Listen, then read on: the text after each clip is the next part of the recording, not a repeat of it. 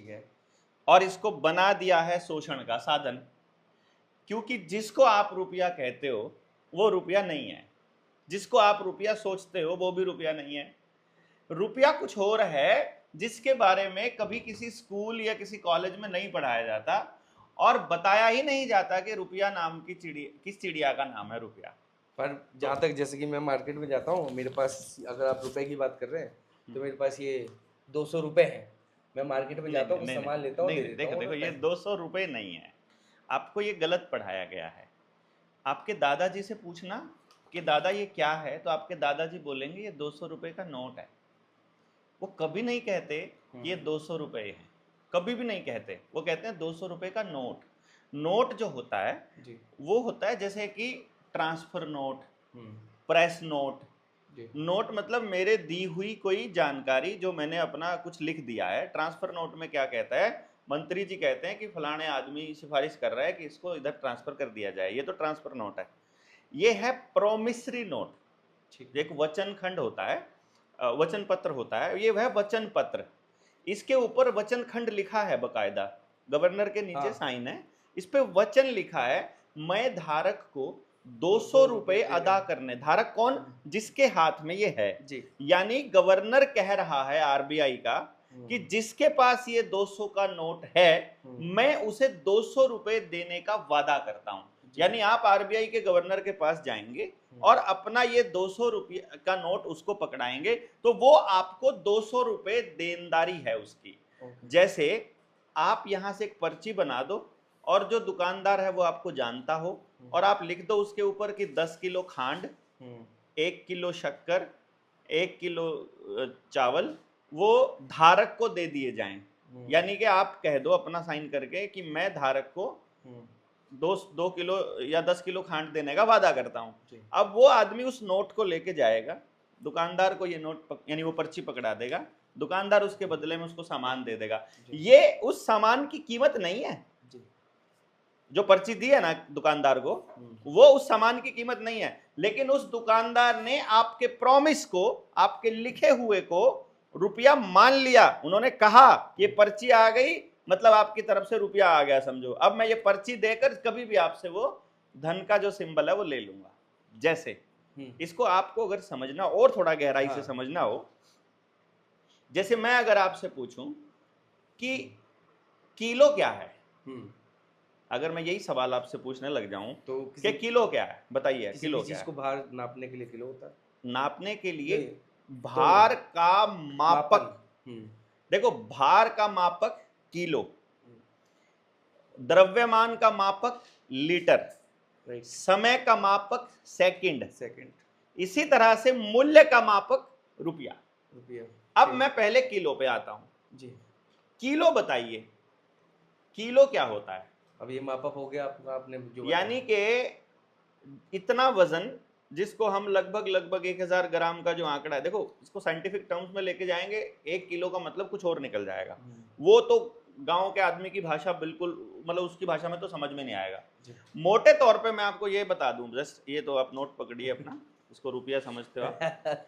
मैं आपको मोटे तौर पे ये बता दूं कि जो आपका गांव का आदमी है उससे अगर आप पूछोगे, मैं छोटा था तो एक सवाल पूछा जाता था कि बताओ 1 किलो रुई ज्यादा भारी होती है कि 1 किलो का बट्टा, आप बताओ। दोनों का वजन एक है पर हल्की रुई लगेगी। देखो क्या बात करते हो, ये साइकोलॉजिकल इम्पैक्ट है भाई। दोनों का मैंने बोला दोनों में से भारी कौन सी है, मैंने ये नहीं पूछा आपको भारी कौन सी लगती है कौन सी नहीं।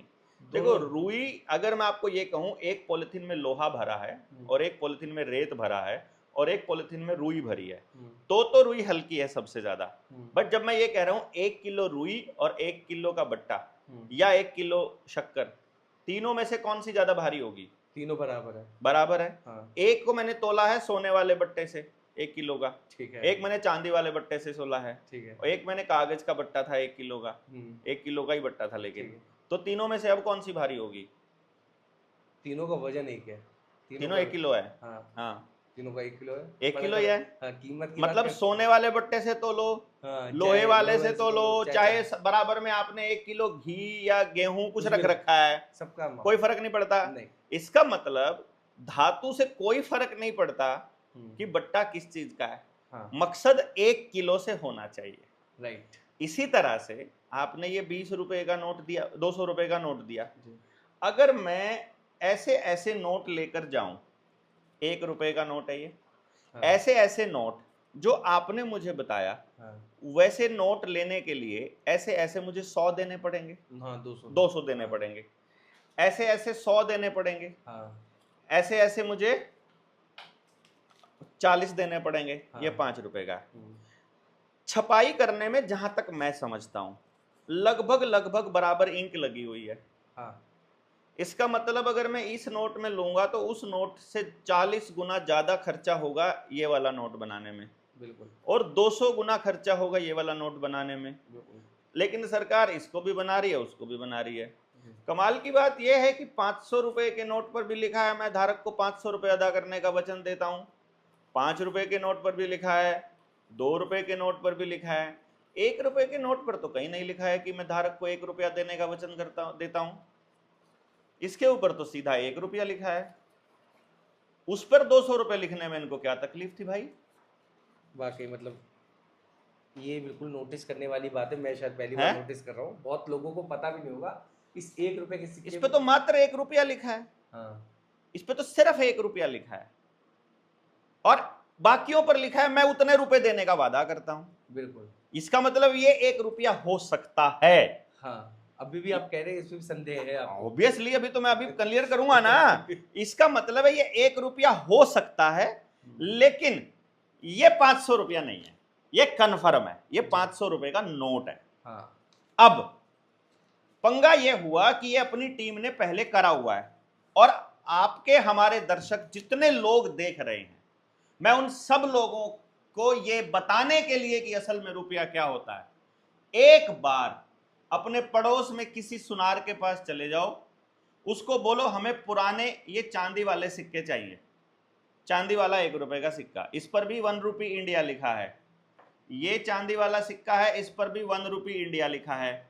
ये सिक्का मेरा है 1862 का, ये मेरा सिक्का है 1916 का, और ये मेरा 1 रुपए का सिक्का है 2007 का। ठीक है, मैंने 3 सिक्के भारत के दिए आपको, तीनों के ऊपर ये लिखा है 1 रुपी इंडिया, तीनों पे लिखा है, और इस पर भी लिखा है भारत सरकार। एक चीज मैं आप लोगों को और बता दूं इस 1 रुपए के नोट और बाकी के नोटों के विषय में। ये 1 रुपए का नोट है, इसके ऊपर लिखा है भारत सरकार, ध्यान से देखिएगा, गवर्नमेंट ऑफ इंडिया जी। बाकी के किसी भी नोट के, आपके वाले 2 रुपए पे भी लिखा होगा फिर तो भारत सरकार, अगर वो भारत का रुपया है और भारत के लोगों सरकार ने बनाया है तो लिखा है भारत सरकार। नहीं। क्यों? भारत यहां भारत सरकार लिखने में क्या मतलब शाही खत्म हो रही थी उनकी? मतलब क्या तकलीफ है? तकलीफ क्या है? उतनी तो शाही भारत सरकार लिखने में लगती है, उतनी भारतीय रिजर्व, बल्कि भारतीय रिजर्व बैंक लिखने में ज्यादा शाही लगेगी, भारत सरकार लिखने में कम अंक लगते हैं। बिल्कुल सही बात कही, मैं पहली बार नोटिस कर रहा हूँ, सच बताएं। ठीक है ना? मैक्सिमम लोगों को ये बात वाकई नहीं पता होगी कि अब ये बात आ ही गई है तो ये भी बता दीजिए क्यों ऐसा भेदभाव। ये ऐसा इसलिए क्योंकि ये जो 1 रुपया है ये छापती है भारत सरकार। ठीक है। और ये जो नोट है बाकी के 2 रुपए का, 5 रुपए का, 10 रुपए का, 100, 100, 200, 2000, ये छापता है भारतीय रिजर्व बैंक। ठीक है। और भारतीय रिजर्व बैंक और भारत सरकार दोनों अलग अलग चीज है। भारतीय रिजर्व बैंक इंग्लैंड के अधीन है अभी भी, बैंक ऑफ सेटलमेंट के, बिल्कुल अभी भी। अभी भारतीय रिजर्व बैंक एक भी निर्णय बोर्ड ऑफ डायरेक्टर से पूछे बिना नहीं ले सकता। और भारतीय रिजर्व बैंक के बोर्ड ऑफ डायरेक्टर में कौन बैठा है? नंदन नीलकेणी, आनंद महिंद्रा, रतन टाटा तो मर लिया, अजीम प्रेम जी जैसे लोग बैठे हुए हैं अभी भी board of director. Board of director किसका होता है? कंपनी का होता है कि सरकार का होता है? कोई कंपनी होती है उसका होता है। वो क्यों बैठे हैं? उसकी मर्जी के बिना सरकार एक नोट बंद नहीं कर सकती, उनकी मर्जी के बिना एक नोट छाप नहीं सकती, लेकिन 1 रुपए का नोट अपनी मर्जी से छाप सकती है। तो 1 रुपया भारत सरकार का है और बाकी का रुपया बाकी के नोट एक प्राइवेट रिजर्व बैंक के, एक प्राइवेट कंपनी के, ठीक है, उसमें वादा है। हाँ। इसमें 2 चीजें लिखी हुई हैं, ध्यान से देखिएगा। हाँ। भारतीय रिजर्व बैंक लिखा है। हाँ। साथ में नीचे लिखा है केंद्रीय सरकार द्वारा प्रत्याभूत यानी केंद्रीय सरकार द्वारा गारंटीड है। हाँ। अब केंद्रीय सरकार के बारे में पता करो, आपको मालूम पड़ेगा कि भारत में कोई केंद्रीय सरकार है ही नहीं।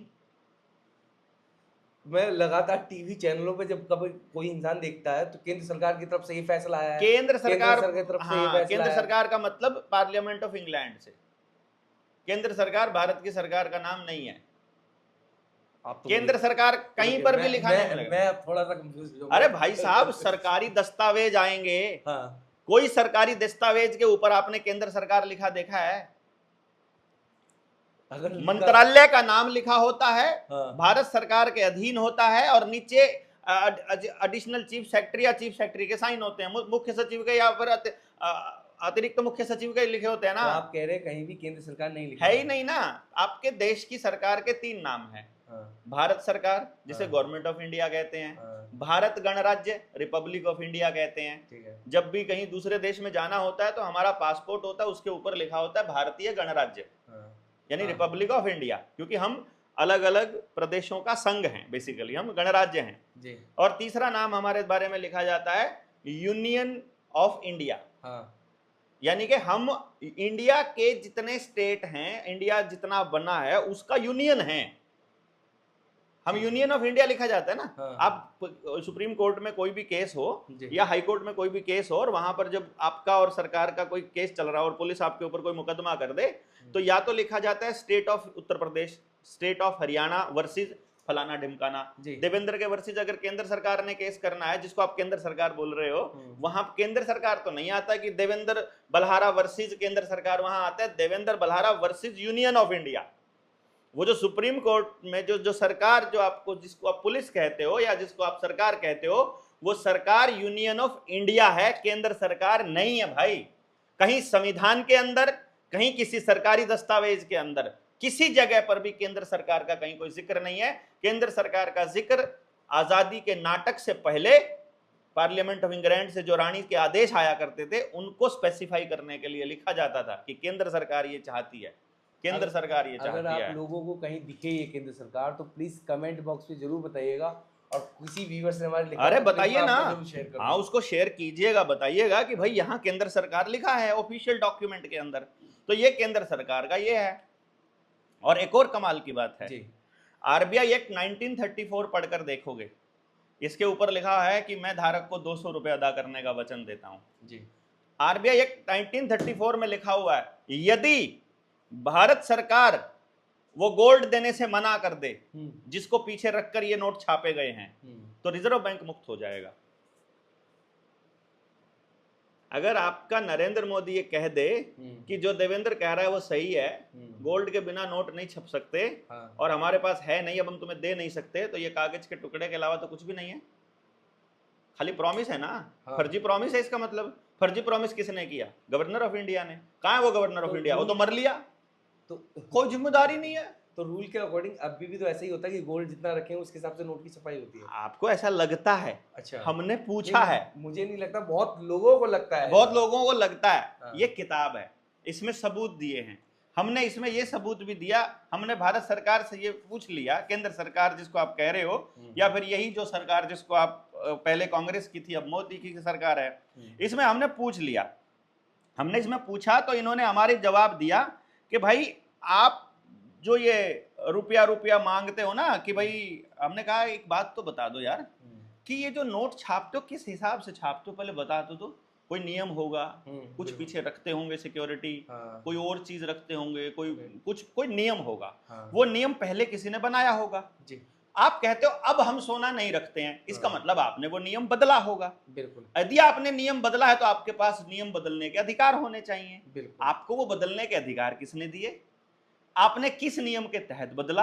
और अब नियम क्या है नोट छापने का, और कौन से नोट को असली और कौन से नोट को नकली, कौन सी मुद्रा को वैध और कौन सी को अवैध कहेंगे, कृपया करके वो नियम हमको बता दीजिए। मालूम है क्या कहता है वित्त मंत्रालय? जी बताइए। वो कहता है हमारे पास वैध रुपए का कोई दस्तावेज उपलब्ध नहीं है। इसका मतलब मैं ये समझता हूं कि हमारे पास सारा रुपया जितना है वो अवैध है। 20 नंबर पेज के ऊपर, मतलब इस किताब के इस 20 नंबर पेज के ऊपर ये एक्सप्लेन किया हुआ है हमने, ये देखोगे यदि आप कि भैया जी, जब हमने उनसे पूछा कि वैध रुपए का आपने कौन सा नोट दिया, ये वैध रुपए का कोई दस्तावेज उपलब्ध नहीं है। 2015 में लिखना शुरू किया सरकार को और आते आते 2023 तक पहुंचे, यानी 8 साल तक सिर्फ इस सवाल का जवाब मांगने के लिए लगातार अपील पे अपील, अपील पे अपील, और सीआईसी में जाके पहुंचे और तब जाकर के सीआईसी ने जवाब दिया। सेंट्रल इंफॉर्मेशन कमिश्नर के सामने जब आरबीआई के गवर्नर उसके डायरेक्टर को बैठना पड़ा, तब बताना पड़ा कि जवाब लिख कर दो इनको, तो फिर बताते हैं कि हमारे पास वैध रुपए का कोई दस्तावेज नहीं है। पेज नंबर 135 से 238 तक सारी आरटीआई की कॉपी हमने दी हुई है, इसके अंदर ये आरटीआई लगा रखी है कि, और उसके अंदर बकायदा लिखित रूप में ये कह रहे हैं कि हमारे पास वैध रुपए का कोई दस्तावेज नहीं। चलो जी, कोई बात नहीं। जो फ्रॉड इन्होंने इस रुपए के नोट के साथ किया जी, उस फ्रॉड का एक भी दस्तावेज सरकार के किसी भी अधिकारी और किसी भी मंत्रालय के पास मौजूद नहीं है। रुपया क्या है? अभी सवाल तो अभी यही पेंडिंग पड़ा हुआ है। हाँ, अभी तो ये पड़ा हुआ है, रुपया तो है अभी आ रहे हैं भाई, आ रहे हैं। देखो क्या जब सारी मैं बस ये भी नकली है आपके हिसाब से, ये भी नकली है, मतलब इनडायरेक्ट नकली। अभी हम थोड़ा सा और समझने की कोशिश करेंगे। जो लाइन है, बस ये पूछना चाहता हूँ, ये देखो अब ये रुपया आने से रहा, अब तो छप नहीं रहे। क्यों नहीं रहा छपने से? किसने कहा? ये अब कहाँ से आया? फिर मेरे पास कहाँ से आया? 1919 का है नहीं? अरे अभी छप रहा है ना, अभी भी बनता है ना, अभी भी चलन में है ना। तो रुपया हकीकत में किसको माने? अरे अभी पहले तो आपको समझ में, देखो अगर हमारे व्यूअर इसको समझना चाहते हैं तो खुद प्रैक्टिकल करें या हम ऐसे थाली में परोस कर दे दें? अंदर आएगी, भीतर तक जाएगी जब आप खुद प्रैक्टिकल करोगे। तो मैं वो लाइन दोबारा से रिपीट करता हूँ। एक बार सुनार के पास जाओ और उसको बोलो कि मुझे ये सिक्के चाहिए, 2-4 सिक्के, ठीक है जी। फिर कुछ नोट ये 1 रुपए वाले ले जाओ, ठीक। फिर कुछ जो सिक्के हैं ये अभी तो आते हैं लोहे वाले, कुछ पहले तांबा मिले हुए और ये अलग अलग आते थे, वो भी ले जाओ। और ऐसा करके 50 रुपए, मतलब 50, 10, 5 रुपए भी चाहे बेशक, आपके गांव में पड़ोस में कहीं भी कोई प्राइवेट या सरकारी के नाम का, अदरवाइज सारे बैंक प्राइवेट हैं, इसलिए बता रहा हूं। तो आपको लगता हो कि सरकारी है तो आप उसमें चले जाओ, आपको लगता है ये प्राइवेट है उसमें, जहां आपका खाता है, बस ये चांदी वाला सिक्का और एक लोहे वाला सिक्का और एक कागज वाला सिक्का वो ले जाओ, और एक 2 रुपए का नोट वो ले जाओ, ठीक है जी। और उनको बोलो मुझे जमा करना है, और बोलो कितने रुपए में जमा कराओगे, ठीक है। 2 रुपए का नोट 2 रुपए जमा कर देगा आपके खाते में, 1 रुपए का नोट 1 रुपया जमा हो जाएगा, ये 1 रुपया भी 1 रुपए में जमा हो जाएगा, ये वाला भी 1 रुपए में जमा हो जाएगा। लेकिन जब आप सुनार से इसे लाओगे ना, तो ये वाला 1 रुपया लाने में ऐसे 1000 रुपए देने पड़ेंगे आप। लेकिन बैंक तो 1 रुपए में ले रहा है। हो सकता है ये चांदी का महंगा, इसलिए सुनार महंगा दे रहा है। देखो आप, अगर ये 1 रुपया है, बैंक इसे 1 रुपया मान रहा है, तो फिर ये रुपया जब से चल रहा है ये नकली हो गया। इसे भी 1 रुपया मान रहा है ना बैंक, तो बिल्कुल, और इसको भी 1 रुपया मान रहा है। इसको बनाने में तो लोहा लगा है, इसको 10 ग्राम भी नहीं लगा पूरा। इसको बनाने में तो चांदी लगी है, इसको बनाने में पेपर लगा है, तीनों को 1 रुपए में ले रहा है, तो तीनों की खरीद वैल्यू बराबर होनी चाहिए। बिल्कुल, इसमें 1 टॉफी मिलती है, इसमें भी 1 टॉफी मिलती है, इसमें 1000 टॉफियां मिलती हैं। लेकिन बैंक इसे 1 रुपए में ले रहा है। यानी बैंक में आपने ये वाला सिक्का अगर जमा कर दिया, बिल्कुल, और अगले दिन निकलवाने चले गए और आपको ये मिल गया, तो 1000 गुना की ठगी बैठे बैठे हो गई कि नहीं हो गई आपके साथ? बिल्कुल हो गई, अब हो गई ठगी, हो गई मेरे साथ ठगी, कल होगी। अब हमने बैंक से ये पूछ लिया, ये हमने रिजर्व बैंक से भी पूछा था, हमने ये सुप्रीम कोर्ट से भी पूछा था, हमने उनसे पूछ लिया कि अब इनमें से असली कौन सा ये तो बता दो। और इस किताब में हमने मेंशन किया हुआ है कि असली वाले रुपया बताओ कौन सा है, लोहे वाला कि चांदी वाला कि कागज वाला। बिल्कुल, बाकी तो चलो हमने मान लिया बैंक नोट है, वो तो प्रॉमिसरी नोट, इन पे तो प्रॉमिस भी नहीं लिखा हुआ, इस पे तो रुपया ही लिखा हुआ है जी। तो फिर हमको आरबीआई ने जवाब दिया, वित्त मंत्रालय भी कह रहा है कि रुपया धातु के ऊपर निर्भर नहीं करता, जैसे किलोग्राम इस बात पर निर्भर नहीं करता है कि किलो सोने का है या चांदी का या लोहे का, वो तो इस बात पर निर्भर करता है कि वजन 1000 ग्राम है कि नहीं है। इसी तरह से वो कहते हैं रुपया भी इस बात पर निर्भर नहीं करता कि ये किस चीज का बना है, क्योंकि अदरवाइज इसमें चांदी लगी है, इसमें लोहा लगा है, इसमें पेपर लगा है, और जो आप मोबाइल से डिजिट ट्रांसफर करते हो उसमें तो कुछ भी नहीं लगा। आगे डिजिटल की बात, अब डिजिटल तो अभी आएगा, डिजिटल अलग है, अभी तो मैं तो ये कह रहा हूं उसमें तो कुछ भी नहीं लगा। तो जिसमें कुछ भी नहीं लगा वो भी 1 रुपया, जिसमें लोहा लगा है वो भी 1 रुपया, और जिसमें चांदी लगी वो भी 1 रुपया। तो हमको बताओ असली कौन सा इनमें से? चांदी वाले में तो ऐसे ऐसे हजार आ जाते हैं। तो हमको आरबीआई कहता है कि भाई सोने और चांदी पर निर्भर नहीं करता, मेटल पर निर्भर नहीं करता, रुपया तो रुपया होता है, क्योंकि रुपया जो है वो इन सब चीजों से ऊपर की बात है। फिर हमें समझ आया यार किलो उस लोहे को कहते हैं कि सोने को कहते हैं। तो फिर थोड़ा सा अंदर जाते जाओगे तो पता चलता है कि जो वजन है ना वो 1 किलो है। सोना 1 किलो नहीं, चांदी 1 किलो नहीं, वजन 1 किलो। और वजन बताओ क्या होता है? मापने के साथ भार है। भार जो है ना वो 1 किलो है, रुपया नहीं, मतलब वो सोना नहीं। अब फिर प्रॉब्लम आ गई दूसरी बड़ी कि चलो फिर रुपया क्या है यार? फिर इसके लिए आपको थोड़ा सा कॉमन सेंस का इस्तेमाल करना पड़ेगा। वो क्या? जिससे कि आपको इतिहास पता लगे, तो आपको भविष्य का आप अंदाजा लगा पाओगे कि इतिहास क्या है। इतिहास ये है, हम कभी इन कागज के टुकड़ों में व्यापार कभी करते ही नहीं थे। भारत के अंदर मसाले हुआ करते थे, और कपड़ा हुआ करता था, दालें हुआ करती थी, और दूसरे देशों के पास कुछ भी नहीं था, मीट मांस और कबाड़ के अलावा, चाय कॉफी के अलावा। उनके पास वो सब होता था।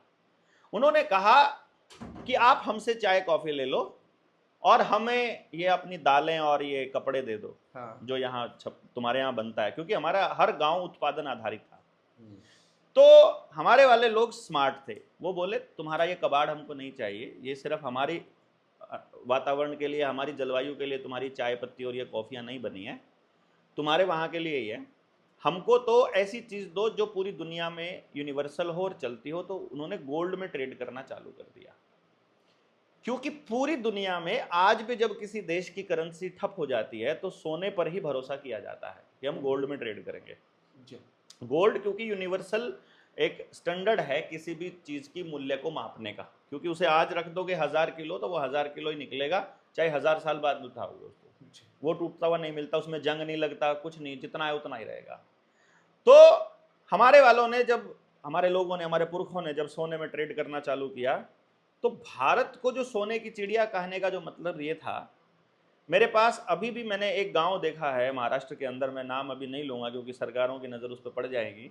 वहाँ का आदमी हमारी टीम में शामिल है, वो कहते हैं कि हमारे यहाँ 4 भाई अलग हुए जब, तो चारों को अलग अलग जमीन मिल गई थी कि तुम वो वाला खेत ले लो, तुम वो वाला ले लो, तो उन्होंने अपने अपने घर वहीं बना लिए। तो उनका जो बंटवारा हुआ तो उनके घर में जो चांदी थी वो गाड़ी में लद के गई थी, बैलगाड़ी में लद के, इतनी चांदी उनके घरों में थी।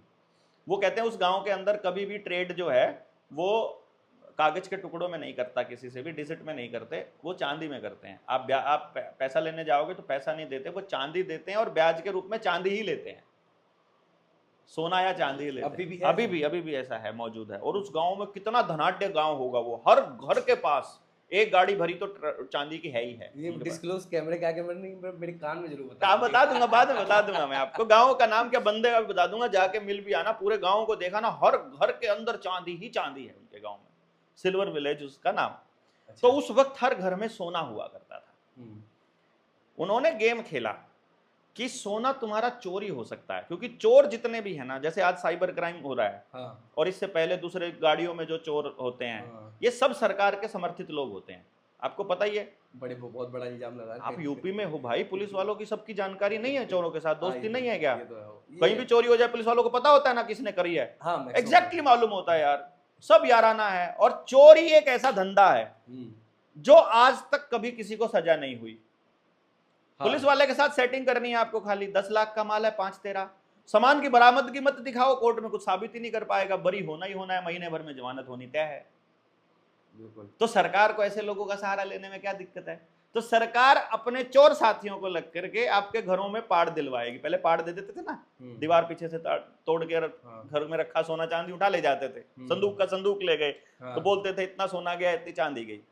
तो लोगों ने सोना और चांदी को बैंकों में रखना शुरू कर दिया, लॉकर्स में। और उसी टाइम पर बैंकों ने कहा कि तुम इसे नोट में तब्दील करवा लो, सोना रख लेते हैं रिजर्व बैंक के पास, उसका ले लो तुम नोट को कर दो बैंक में जमा, वो डिजिट जो आपके खाते में एंट्री है, उतने रुपए का सोना आपका वहां रखा है, उतने रुपए आपके खाते में दिख रहे हैं, कभी भी रुपया देखा, ये कागज दिखा करके अपना सोना ले लेना। ये रिजर्व बैंक का नियम है कि जितना सोना होगा उतने ही नोट छापेंगे, जितने नोट छापेंगे उतने ही नोट बांटेंगे। बस, यानी कि असल में अगर आप इसके थोड़ा सा डिटेल में जाएंगे, इस किताब के अंदर जाएंगे, तो इस किताब में बड़ा स्पष्ट शब्दों में हमने मेंशन किया हुआ है। रुपए में सबसे पहली बात तो यह है कि जो वैध रुपया है उसका जो स्टैंडर्ड होता है, देखो रुपया है मूल्य का मापक। किसी भी चीज को मापने का कोई भी मापक होता है, उसका एक होता है स्टैंडर्ड। अगर वो है वैध मतलब सही, यूनिवर्सल, तो उसका होगा जो मापक होगा स्थिर अंक होगा। और यदि वो है नकली तो वो बदलता घटता बढ़ता रहेगा। तो इसके अंदर एक बात आती है कि अगर उसका मापक है फिक्स तो रुपया है वैलिड, अगर उसका मापक बदल रहा है तो वो है इनवैलिड। और इसलिए एक बात इसमें कही जाती है हमेशा, एक तो वैध रुपये का जो मानक है वो स्थिरांक होता है, अवैध रुपये का घटता व बढ़ता रहता है। वैध रुपया जनता को, देश को शोषण से मुक्त रखता है, और अवैध रुपया देश को भयंकर शोषण में लेके जाता है। और इसी में एक लाइन आती है कि रुपए में मौजूद सोने की मात्रा ही असल रुपया है। यानी आपने जो पैसा दिया, देखो आप जो दाल दिया करते थे, आप जो कपड़ा दिया करते थे, जो भी उत्पादन दिया करते थे, वो एक धन है। धन के बदले केवल धन दिया जा सकता है, बिल्कुल। धन के बदले कबाड़ नहीं दिया जा सकता, बिल्कुल। धन क्या क्या है? जो प्राकृतिक संसाधनों से उत्पन्न होता है केवल वही धन है। ये कागज धन थोड़ी ना है। ये तो आपकी सेहत, सेहत कहां से बनती है? ऊर्जा से। ऊर्जा कहां से आती है? फसल खाने से। खाना कहां से आया? अनाज से। अनाज कहां से आया? पेड़ से। पेड़ कहां से आया? जमीन से। जमीन ने कैसे किया? सूरज और रोशनी और गर्मी और नमी और पानी और सब से लेकर के प्रकाश संश्लेषण की प्रक्रिया से भोजन बनाया, वो भोजन स्टोर हुआ, वो हमारी बॉडी में स्टोर हुआ, तो हम मेहनत करने लायक हुए। हमने अपनी मेहनत आपको दी, मतलब अपनी ऊर्जा दी, यानी कुदरत की ऊर्जा आपको दी, तो आपने उसके बदले में अपनी कमाई हुई ऊर्जा मुझे दी। यही तो होता है। मैं आपको अनाज दे रहा हूँ, आप मेरे लिए कुछ और काम कर दो। मैंने आपके खेत में काम कर दिया एक पूरे दिन, तो आप उसके बदले में मुझे चावल दे दो, अनाज दे दो, कपड़ा दे दो, जो आपने ऊर्जा को स्थानांतरित किया। यानी लेन देन का एक साधन है धन, साधन। ठीक है, आई बात समझ में? अब बिल्कुल क्लियर हो गया हूं मैं। क्लियर हो रहा है ना? यानी वो लेन देन धन के बदले धन होगा। आपको मैंने दे दिया 1 किलो अनाज, 1 किलो गेहूं दे दिया मैंने, आपने उसको खर्च कर दिया। अब आप उस 1 किलो को उनको दे दोगे? जी दे दोगे। क्या लैटरिन बना के दोगे? 1 किलो अनाज खर्च करने का मतलब आपने खा लिया। अब उसको दोबारा भी यूज कर सकते हो। नहीं, ऊर्जा बनाकर उनके लिए फिर मेहनत करेंगे। ऊर्जा बना के मेहनत करोगे। उस 1 किलो अनाज को आप कहीं आगे भी खर्च कर सकते हो क्या? नहीं, वो तो खत्म हो गया। 100 रुपए का नोट खर्च करने के बाद फिर ऐसा कैसे रहता है? ये खर्च हो गया तो ये खत्म क्यों नहीं होता? बाकी कोई भी चीज खर्च कर, आदमी खर्च कर दो, आदमी दोबारा वापस नहीं आता। अनाज खर्च कर दो, पानी खर्च कर दो, गेहूं खर्च, कुछ खर्च कर दो। अभी आपने जो बात बोली थी सोने रखने वाली, जब मैं पढ़ रहा था तो करीबन रिजर्व बैंक के पास लगभग 800 टन के समथिंग सोना है। Yes, 796 ton. उसके बाद जब मैं और थोड़ा डिटेल गया तो अगर 777 मिलीग्राम सोना 1 रुपए का मापक है तो उससे ज्यादा नोट छप कैसे गए? मैं आपको सिर्फ एक ही बात बताने की कोशिश फिलहाल अभी कर रहा हूँ। देश के लोगों को यह बताना पड़ेगा कि जब आप बैंक में इस चांदी के नोट, सिक्के को और लोहे के सिक्के को लेकर जाओगे तो बैंक आपको यह बता देगा कि 1000 गुना की ठगी है। अब जब आपको यह पता चलेगा कि ये चांदी का रुपया भी असली रुपया नहीं है, तब तो और बड़ी ठगी है। तब तो और बड़ी ठगी। इसका मतलब कहीं है ये भी रुपए का लीगल टेंडर है। ठीक है, ये भी रुपए का लीगल टेंडर है। सारे नोट जितने हैं ये सारे रुपए के लीगल टेंडर है। तो रुपया क्या है? रुपया इज गोल्ड। ओनली गोल्ड, सिर्फ सोना है। Only gold. पूरी दुनिया में किसी भी देश की मुद्रा को किसी चीज के समानांतर रखा जाएगा, केवल और केवल गोल्ड। डॉलर अगर मजबूत है तो सिर्फ इसलिए है क्योंकि डॉलर वालों ने डॉलर छापने के बराबर में गोल्ड रखा हुआ है। जिसके पास गोल्ड रखा हुआ है वो नहीं हिल सकता। गोल्ड गायब कर दो वो कागज का टुकड़ा हो जाएगा, वैल्यू ही कोई नहीं है। मतलब असली जो पूरी घुमा चला के पूरी जो एक श्रेणी जा रही है, हाँ, वो सिर्फ सोने पे सिर्फ निर्धारित सिर्फ सोना, सिर्फ सोने पे। Only gold. हर चीज की कीमत गोल्ड की कीमत के बराबर में ही आंकी जाएगी। अब पता चले कि कितना गोल्ड, तो स्टैंडर्ड देखना पड़ेगा यूनिवर्सल, क्योंकि मैंने बोला अगर रुपया वैध है तो स्टैंडर्ड को नहीं बदला जा सकता। बिल्कुल। तो स्टैंडर्ड मिलता है पुराना कभी का 10 रुपए में एक मोहर, 10 रुपए में एक। ये स्टैंडर्ड है। ठीक। बाद में 1882 में जो पेपर करेंसी एक्ट 1882 आया, उसमें सब मेंशन है किताब के अंदर, उसमें उन्होंने थोड़ा बदलाव किया और ये कहा कि 15 रुपए में एक मोहर मिलेगी जी। तो अभी जो हम 777 वाली जो बात बोलते हैं, हम इसी लिखित कानून के हिसाब से, चलो हम यूनिवर्सल कानून को अगर एक सेकंड के लिए भूल भी जाएं, भूल लें, फिलहाल के लिए इतना भूल रहे हैं कि चल कोई ना, पहले तो इसका कर ले हिसाब, उसका भी फिर तेरे से कर लेंगे, पहले तो ये तो कर। या तो तू ये कह दे कि इस रुपए के पीछे कुछ रखा नहीं है तो ये कबाड़ का टुकड़ा हो गया, ठीक है। अगर कुछ रखा है तो वो क्या है वो बता। तो कोई ना कोई कानून के साथ, अगर कुछ नहीं रखा तो किस कानून के तहत नहीं रखा, बिना रखे छाप कैसे दिया, पहले तो ये बता। हाँ। देश के लोगों का शोषण कैसे कर दिया तुमने इसको शोषण का साधन बना दिया। तो फिर ये चेक करने के लिए कि अभी चेक करो तो पुराने दस्तावेज निकल कर आते हैं तो 15 रुपए की एक मोहर मिलती है, और मोहर होता है 1 तोला शुद्ध सोना, ठीक है। 1 तोला शुद्ध सोना होता है 11 ग्राम 664 मिलीग्राम। जब इस 11.664 ग्राम को डिवाइड करते हैं 15 से तो आता है 777 मिलीग्राम शुद्ध 24 कैरेट का सोना, 24 कैरेट का। हाँ, जिसकी कीमत आज लगभग 10,000 रुपए के ये कागज के नोट हैं। हाँ। यानी कि आप जो कमाते हो वो धन कमाते हो। हाँ। गेहूं, डंगर, पशु, मेहनत, मजदूरी, जो भी आप, या कपड़ा बनाया या कुछ भी आपने उत्पादन किया, उत्पादन केवल किसान करता है। हाँ। फैक्ट्रियों में उत्पादन नहीं होता। फैक्ट्रियों में एक चीज दूसरी चीज में कन्वर्ट की जाती है, लोहे को पिघलाकर कुछ और बना दिया जाता है। लोहा पैदा नहीं किया जाता, लोहा केवल जमीन से पैदा होगा, कोयला केवल जमीन से पैदा होगा, सोना, चांदी, बॉक्साइट, एल्युमिनियम जो भी है, या अनाज, सब जमीन से पैदा होगा। जो जमीन से पैदा हो रहा है वो उत्पादन है, बाकी सब बकवास है। तो जब उत्पादन होता है, जितना उत्पादन होता है उसके बराबर का सोना रखना पड़ता है, क्योंकि उसकी कीमत देनी है जिसने उत्पादन किया है। उतने ही नोट छापे जाते हैं और उस आदमी तक पहुंचाए जाते हैं और वो मार्केट में सर्कुलेट होते हैं। अगर उससे फालतू नोट कोई छाप रहा है तो पूरी देश की जनता के साथ वो ठगी कर रहा है। और कितने नोट छापेगा? 1 रुपए के बराबर 777 मिलीग्राम गोल्ड छापेगा।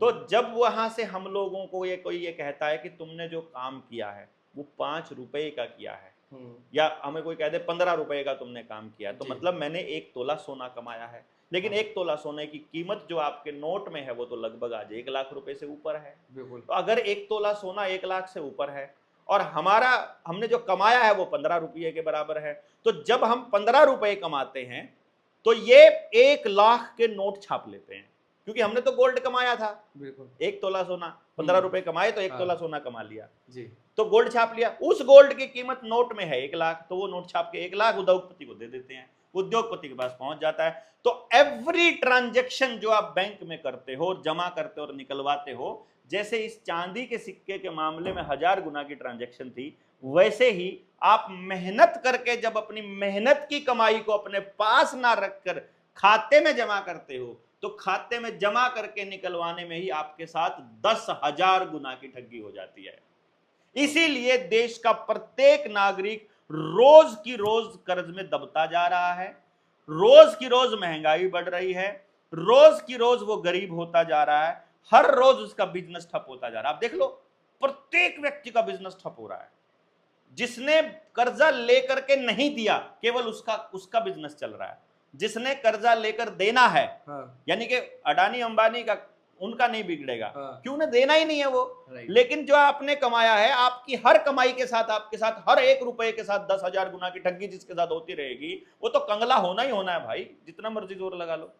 अब आगे आपने मेरे को ये क्लियर कर दिया और मैक्सिमम लोगों को क्लियर भी हो गया होगा रुपया क्या है। लिख, अपना कमेंट बॉक्स में लिखिए कि हाँ। आपको रुपया समझ आया कि नहीं आया। अब सवाल उठता है डिजिटल, सवाल ये है कि इसे बनाने में लगे 1500 करीब, मतलब रुपए चांदी लगी। हाँ, इसको बनाने में थोड़ा लोहा लग गया, ठीक हाँ। है। इसको बनाने में एक कागज कागज का मतलब टुकड़ा कुछ लगा। कीमत लगी। हाँ, लेकिन जो अब करेंसी आ रही है डिजिटल, हाँ, उसको तो बनाने में कुछ लगे नहीं रहा है। हाँ। उसके बारे में क्या बोले? हाँ वही तो। हाँ, ठीक है, थोड़ा डिटेल्स आ जाते हैं। चलिए। हाँ, पूछिए। हाँ, रेडी। अभी चांदी का सिक्का 1 रुपए का है जो आपने बताया, मान लीजिए ये करीबन 1500 के आसपास का समय होगा। ये तांबा का है, मान लीजिए इसकी कीमत अभी अगर देखी जाए तो 10 से 12 रुपये हो सकती है इसको बनाने की कीमत। कागज है, इसको मान लेते हैं हम कि 5 रुपये छपाई लगती है, 3 रुपए लगता है, मान लीजिए मोटा मोटा। पर ये तो वो है जो हमारे हाथ में है, हम इसे देख सकते हैं, छू सकते हैं, समझ सकते हैं, एक दूसरे से लेन हाँ। देन कर सकते हैं। अब ये डिजिटल जो करेंसी आ रही है वो तो ना छू सकते, सिर्फ फोन से हवा में जा रही है, हवा में उसमें पैसा लग नहीं रहा, तो क्या उसको उतना ही माने? वो क्या मतलब, थोड़ा डिटेल, थोड़ा गहराई बताइए। देखिए, 2 चीजें हैं अभी आपके सामने। एक वो जो आजकल आप यूज करते हो, आजकल आप जो यूज कर रहे हो वो कर रहे हो यूपीआई ट्रांजैक्शन। हाँ, आप केवल डिजिट को भेज रहे हो और डिजिट आ रही है, हम्म, ये रुपया नहीं भेज रहे हो, ये केवल डिजिट्स भेज रहे हो, उनको आप रुपया समझते हो खाली। मतलब मैं थोड़ा क्लियर कर दूं, मेरे एक बैंक अकाउंट में 10,000 रुपए हैं, हाँ, मैंने आपको 5,000 रुपए दे दिए, हम्म। मेरा बैंक अकाउंट में अवेलेबल बैलेंस 5,000 रुपए बता रहा, रुपए बता रहा बकायदा, ठीक है, तो वो रुपए है ना, कौन बता रहा है? वो बैंक वाले। तो वो इसका मतलब इंटरनेट गायब हो जाएगा तो पैसा गायब हो जाएगा? इसका मतलब ये है कि बैंक बंद हाँ तो पैसा बंद। जैसे नोटबंदी हुई, हाँ नोटबंदी होने से पहले हाँ 10 लोग, हम 5 लोग मान लो यहाँ बैठे हैं, ठीक है, इन्होंने खरीद लिया, एक 10 लाख रुपया सबके पास रखा है, 10-10 लाख, हमने ये मान के चल पड़ते हैं। हाँ इन्होंने तो 10 लाख का सोना खरीद लिया, हाँ इन्होंने 10 लाख की भैंस खरीद ली, हाँ इन्होंने 10 लाख की जमीन खरीद ली, आपने 10 लाख की गाड़ी ले ली, हाँ और मैं 10 लाख रुपए लेके बैठा हूं ऐसे ही। हाँ, क्या आपके पास 5 लोग हैं। हाँ 8 बजे बैंक 16 नवंबर को 2016 के 8 नवंबर की सुबह शाम को 8 बजे एक दाढ़ी लगाया हुआ एक नाटक नौटंकी आता है और आके नौटंकी कहता है कि जो तुम्हारे ये सिक्के हैं ये अब 500 ये कबाड़, जो 500 और 1000 के नोट हैं ये अब कल से कबाड़ हो जाएंगे, अब ये लीगल टेंडर नहीं रहे। ये कहेंगे अरे भाई रेट बद गए, अपने सोने के मौज हो गई। हाँ ये जिन्होंने सोना खरीदा हुआ है इनकी भी मौज हो गई, जिन्होंने जमीन खरीदी इनकी भी मौज, जिन्होंने भैंस खरीदी वो बोले क्या फर्क पड़ता, भैंस इतना ही दूध देगी, कल भी इतना दे रही थी आज भी इतना ही दे रही है। हाँ। आपने खरीदी मोटरसाइकिल या कार या ट्रैक्टर, आपकी कीमत थोड़ी कम हुई, थोड़ी सी कम हुई, हाँ। मेरा तो कबाड़ हो गया सारा। जिन्होंने धन लिया हाँ उनका एज इट इज है, हाँ हम लोगों ने कबाड़ लिया, दोनों ने, हमारी कीमत कम हो रही है, आपकी थोड़ी कम हुई, हमारा आपका और तो zero ही खत्म हो गई। आपके तो बिल्कुल जीरो हो गए वहाँ पे। मैं तो जीरो हो गया। तो डिजिटल आने के बाद तो क्या खेल रह गया फिर? डिजिटल आने का मतलब है जिसके हाथ में है वो बटन दबाए और खत्म। अब इसलिए मैं 2 बातें बोल रहा था, आपने खाते में जो ट्रांजैक्शन कर रहे हो वो बहुत बड़ा फ्रॉड है इस देश के साथ। बिना किसी कानून के, बिना किसी नियम के, जैसे पहले नोट छाप रहे थे वैसे ही अब बैंक डिजिट बना रहे हैं। घर में बना लेते हैं, उनको क्या दिखता है। मैंने बैंक वाले के साथ पंगा लिया था, अभी ये भाई साहब आए हुए थे मलिक साहब, इनके साथ में इनके बैंक में गया था। सेंट्रल बैंक के जो जोनल मैनेजर था वो बैठ करके बोलता है हमने आपको डिजिट दिए हैं। मैंने कहा हाँ और तो क्या दिया है तुमने हमको? डिजिट ही तो दिया है। बोला हमको डिजिट दे दो फिर वापस। मैंने कहा कंप्यूटर का मुंह इधर कर, पासवर्ड बता ले, अभी तो बोल कितने चाहिए तेरे को, अभी भी दे दूं। कोई नियम होता होगा तो मैं वही तो पूछ रहा हूं, कौन से नियम के तहत दिए तुमने छाप करके? जब तुम्हारे पास इतने रुपए का गोल्ड ही नहीं है तो तुमने ये बना कैसे लिए? यही तो पूछ रहे हैं। और क्या कह रहे हैं हम भाई? हम ये कब कह रहे हैं कि तुमको मतलब हमको नियम तो बता दो कोई। तो जब तक ये डिजिट को आप रुपया मान रहे हो, ये गेम कैसे हुआ है? जैसे आपने जेब से नोट निकालते ही 200 रुपए का नोट निकालते ही आपने 1 मिनट में पूछा ये 200 रुपए हैं, और मैंने आपको रोका, रुको तुम आजकल की जनरेशन को कुछ पता नहीं है, अपने दादा से पूछो जाकर, ये 200 रुपए नहीं है, 200 का नोट है, ये प्रॉमिसरी नोट है। जैसे कागज पे प्रॉमिस लिख दिया हो गवर्नर ने, 200 रुपया कुछ और है। इसी तरह से जो आज की जनरेशन जो अपने मोबाइल से ट्रांजैक्शन करती है, 20 रुपए का वो कबाड़ खरीद लेती है, आलू के चिप्स टाइप के हैं, वो जनरेशन उस ट्रांसफर को रुपये के ट्रांसफर सोच रही है। तो जैसे धीरे धीरे अगली जनरेशन ने गोल्ड को सोचना ही छोड़ दिया और आपने कागज के नोट को ही असली मानना चालू कर दिया, वैसे ही अगली जनरेशन भी तो यही लेके जा रही है। यही तो जनता सरकार मोर्चा समझा रहा है कि वो तुमको डिजिटल करेंसी के बहाने सोशल क्रेडिट स्कोर पर ले जाएंगे, डिजिट में तुम रुपया कमाओगे, यानी तुम मेहनत करोगे असली और वो तुम्हारे डिजिट ट्रांसफर करेंगे तुम्हारे खाते में कि तुम्हारा जीवन यापन करने के लिए इतने डिजिट तुम्हारे खाते में ट्रांसफर हो गए। असली धन कहां है? अनाज के बदले धन के बदले धन कहां है भाई? तो ये तो जो डिजिट ट्रांसफर हो रहा है, ये तो हो रहा है खाली आपको आदत डालने के लिए कि देश के लोग कितने गुलाम हैं, कितने गधे हैं, कितने मूर्ख बनाए जा सकते हैं और कितने तरीके से इनको कैसे लेकर जाए। ये तो सिर्फ टेस्टिंग चल रहा है। फिर आएगा सीबीडीसी, जिसका नाम है सेंट्रल बैंकिंग डिजिटल करेंसी। वो सीबीडीसी में बकायदा प्रोग्रामेबल रुपया आएगा, फिर इसी का डिजिटल रूप आएगा। मतलब थोड़ा इसको थोड़ा गहरी बताइए, सीडीबीसी क्या मतलब थोड़ा विस्तार। अभी तक क्या है, आपके खाते में पड़ा है, आपके खाते में पड़ा रहेगा जब तक कोई साइबर अटैक नहीं आएगा या आप उसको ट्रांसफर नहीं करोगे या कोई और ट्रांसफर नहीं करेगा जी। ये भी नोट आपकी जेब में पड़ा है, जब तक पड़ा है पड़ा ही रहेगा। ऐसे ही सिक्के का है। लेकिन जब सीबीडीसी आ जाएगा, सीबीडीसी की सबसे बड़ी खासियत क्या है? सबसे पहली बात, रियल टाइम में आपको ट्रेस किया जा सकता है। यानी अभी मैंने आपको दिया, 1 सेकंड में पता लग जाएगा वहां एल्गोरिदम में कि भैया अभी देवेंद्र ने शुक्ला जी को पैसा दिया। ये तो पहला नंबर है। दूसरे नंबर पे वहां से कंट्रोल्ड है सेंट्रली। ये पूरी दुनिया का एक बना रहे हैं, सेंट्रल बैंक डिजिटल करेंसी पूरी दुनिया का है। पूरी दुनिया का जो मैं बता रहा हूं कि सारी दुनिया के बैंक, मैं आपको बता रहा हूं सारी दुनिया के बैंक एक ही जगह से चलते हैं, बैंक ऑफ इंग्लैंड से, बैंक ऑफ सेटलमेंट में जो इंग्लैंड से जो चलता है वहीं से चलते हैं। तो वहीं से चलेगा अभी। ये माइक्रोसॉफ्ट आपका है? आपका है? नहीं, माइक्रोसॉफ्ट iOS आपका है? बाहर से वो। इसका मतलब जितना भी डेटा पड़ा है सब उन्हीं के पास है। हाँ, आपके पास तो कुछ भी नहीं है। मैंने तो ये भी देखो सुना है, शायद मैंने कहीं पढ़ा था कि आधार कार्ड का भी डाटा सब कुछ होने। अरे जब अपने पास सर्वर नहीं, जब अपने पास ऑपरेटिंग सिस्टम नहीं, जब अपने पास सिक्योरिटी सिस्टम नहीं, जब अपने पास एंटीवायरस नहीं, जब अपने पास वायरस नहीं, जब अपने पास कंप्यूटर बनाने की टेक्नोलॉजी नहीं, जब हमारे पास कोई टेक्नोलॉजी का कोई पेटेंट ही नहीं है, हमारे हाथ में क्या है? बाबा जी के ठुल्लू के अलावा नोट भी नहीं है, अनाज भी नहीं है, जमीन भी सबकी गिरवी हो पड़ी है, पानी भी सब गांव का जा चुका है। आपके यूपी में थोड़ा बहुत बचा हुआ है, हमारे हरियाणा में तो पानी नहीं बचा है गांव के पास। सबके जोहड़ के अंदर लैटरिन के खड्डे खुदवा रखे हैं, उनकी पाइपें भिजा रखी है, सबका लैटरिन का पानी बना दिया सारे जोड़ का। और अब उनको 2-2 करोड़ रुपए में निर्मल सरोवर योजना के तहत सरकार कंट्रोल काबू करने पर लगी पड़ी है। प्राइवेट जमीनों, अभी जो योगी को यूपी में लाया गया था ना, आपके गांव की जमीनों को कंट्रोल करने के लिए लाया गया था। जैसे आप आज से 10 साल पहले का यूपी याद करो, कोई भी विधायक, कोई भी सांसद किसी भी एसडीएम को, तहसीलदार को, किसी बिजली वाले को, पुलिस वाले को झापड़ मार देता था। क्योंकि उसके पीछे 2 लाख लोगों की ताकत होती थी। बोलता था बकवास नहीं करना, तेरे को नौकर इन लोगों के लिए रखा गया है, ध्यान से रख। तो प्रशासन सारा का सारा सीधा रहता था और चलती थी किनकी? विधायकों की। इसीलिए गुंडे लोग भी विधायक बनने की लाइन में सबसे आगे खड़े रहते थे जी। अभी क्या हुआ, एक बड़े गुंडे की चलती है खाली, तड़ीपार की या किसी आदमखोर की, उसी के पीछे लगे रहते हैं सारे के सारे। अब उन्होंने सपोर्ट कर दिया योगी जी को। अब योगी जी क्या करते हैं खाली, अब योगी जी के राज में अब आप विधायक किसी की तरफ आंख उठा कर भी देखने की औकात नहीं रखता है। अब प्रशासन की चलेगी। अब आपकी बिजली का मीटर कभी भी बंद कर सकते हैं, अब पुलिस वाला कभी भी उठा के ठोक देगा आपको, अब कोई भी कुछ भी कर देगा। अधिकारी के पास अब सब ताकत दे दी गई, नहीं दी हो तो बता दो। धीरे धीरे अधिकारी के पास ताकत आ जाएगी।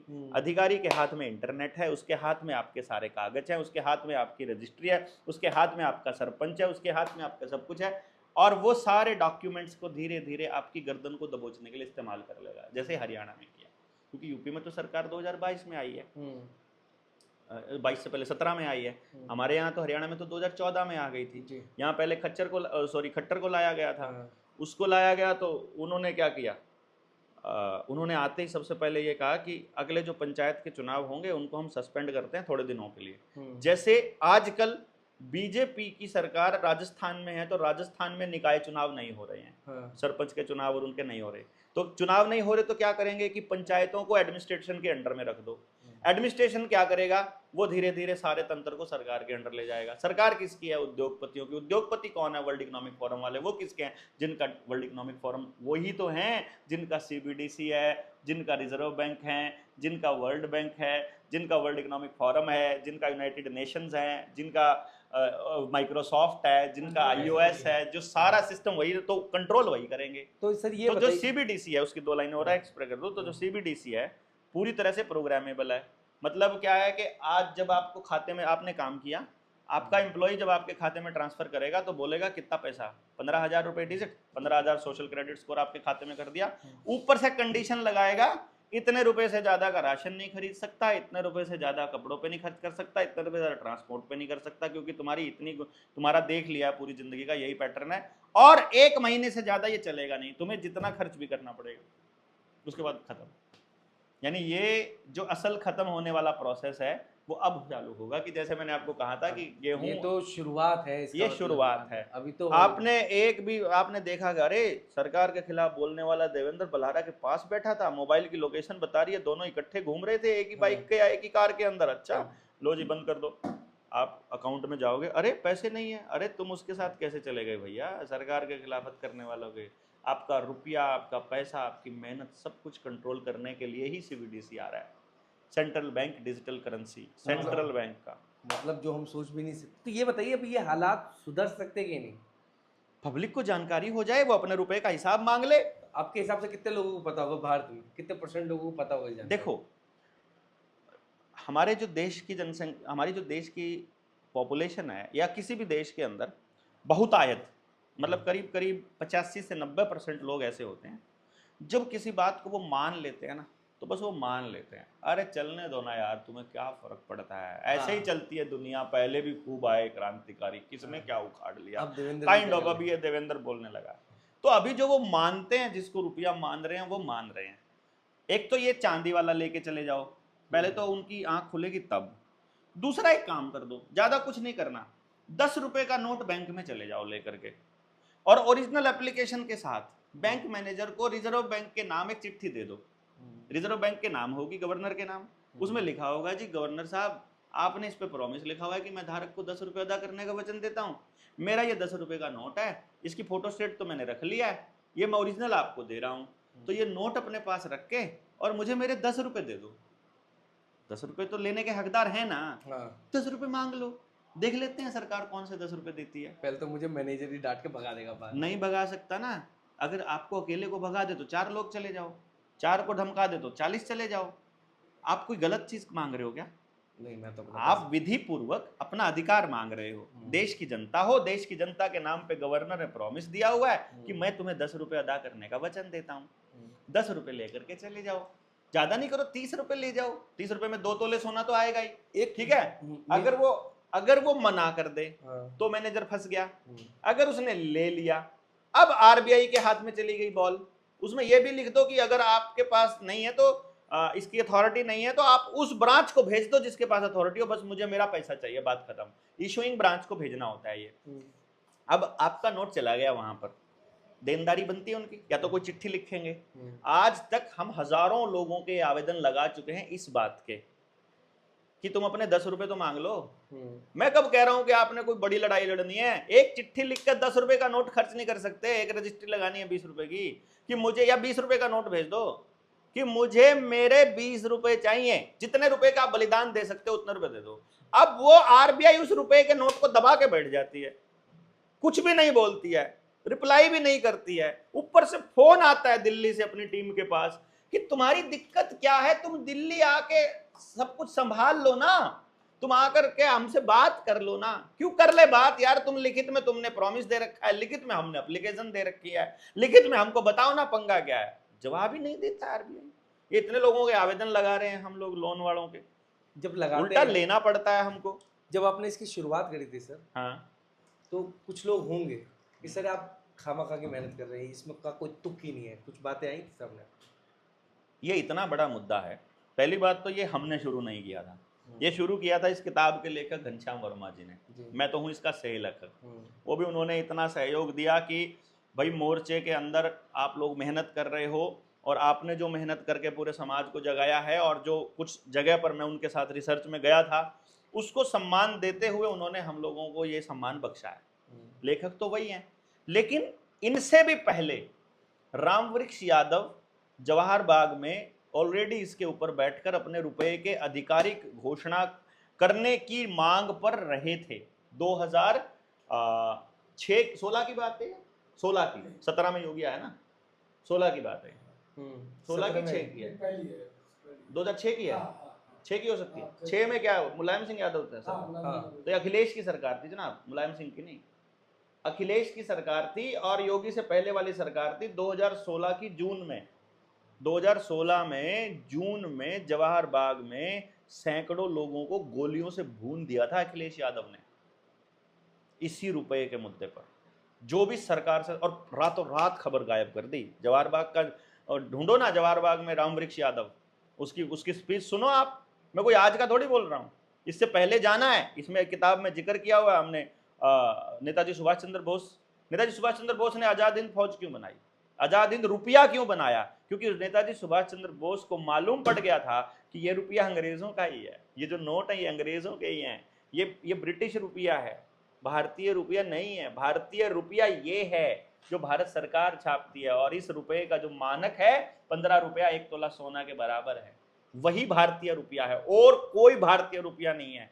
जिस नोट के बदले में आपको गोल्ड नहीं मिल सकता वो रुपया नहीं है, चाहे सीबीडीसी हो, चाहे डिजिटल करेंसी हो, चाहे जो। मैं अपनी बस बात खत्म करने की फिराक में हूँ। बस लास्ट एक सवाल पूछ लूँ आपसे कि जिस राह पे आप निकले हैं, लगता है उसकी मंजिल करीब है या मंजिल है ही नहीं, या मंजिल बहुत दूर है? इस रास्ते की मंजिल केवल एक है, असमय मौत, कुत्ते की मौत, बेजलील करके, पूरी प्रताड़ना के साथ, पूरा बदनाम करके। क्योंकि अगर जो इसी तरह से लड़ते लड़ते हम लोगों को खत्म कर दिया तो भगत सिंह और की तरह मूर्ति छप लग जाएगी हर जगह पर, हर चौराहे पर। इसीलिए पहले बदनाम किया जाएगा। पहले हम लोगों को, अभी हम लोग कर्जे माफी, मतलब कर्ज जिनके ऊपर है और जिनसे कर्जा नहीं चुकाया जा रहा, उनके आवेदन हम लगाते हैं, तो हो सकता है वो हम लोगों को ये कह दें कि ये तो पैसा खाते हैं। हाँ। हो सकता है उनको ये कह दें कि ये लोग तो एक्सटॉर्शन करते हैं, ये लोग तो कब्जा दिलवाने वाले हैं, ये लोग तो गुंडागर्दी करते हैं। अभी तक हम फंसे नहीं हैं इनके चक्कर में। अभी तक ये लोग साबित नहीं कर पा रहे कि हम कुछ गलत कर रहे हैं, कुछ अनैतिक कर रहे हैं जी। किसी भी एक आदमी की अनैतिक होने का इंतजार कर रहे हैं, कोई सबूत ढूंढने का। किसी तरह हमारी गाड़ी में कोई ड्रग्स रख के, अफीम रख के या कुछ ऐसा रख के तब लपेटने का। आपको इन चीजों का भी बहुत बड़ा रिस्क है। यही रिस्क है, सरकारों से लड़ने का रिस्क नहीं है, मरने का भी रिस्क नहीं है, गोली का भी डर नहीं है, डंडों का भी नहीं। टक्कर दे तो आप उसके लिए खड़े हैं, उसके लिए ही तो चले हैं। किसी से डरे ना, वो जो षड्यंत्र करके मारा गया, जिस तरह से शहीद आजम भगत सिंह आज भी यार आतंकवादी है कागजों के अंदर। ये तो सत्य है। मतलब दुख इस बात का है कि वो आदमी मर गया ये देश को जगाते जगाते, और उसको आज भी आतंकी लिख रहे हैं। ये डर है, आतंकी ना लिखे जाएं, चोर ना लिखे जाएं, कहीं किसी तरह से गलत आदमी ना लिखे जाएं, ये डर है बस, मरने का डर नहीं है। चलिए देवेंद्र जी, आपने बहुत समय दिया, उसके लिए बहुत बहुत बहुत बहुत धन्यवाद। बस मैं आप लोगों से एक